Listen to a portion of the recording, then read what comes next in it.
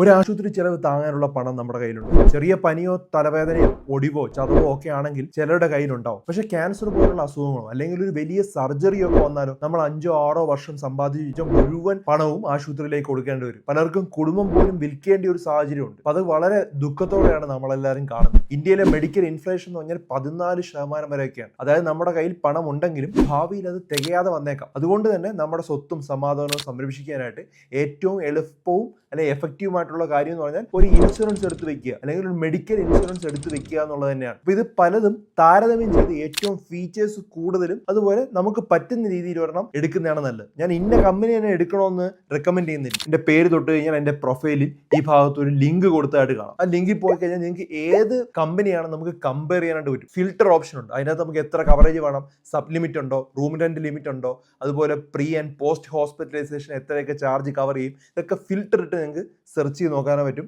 Customer കെയറിന്റെ availability ഉണ്ട്. നിങ്ങൾക്ക് compare ചെയ്ത് നോക്കാം. അങ്ങനെ ഇഷ്ടമുള്ള ഒരു കമ്പനിയുടെ ഏത് പ്ലാൻ വേണമെങ്കിലും എടുക്കാം.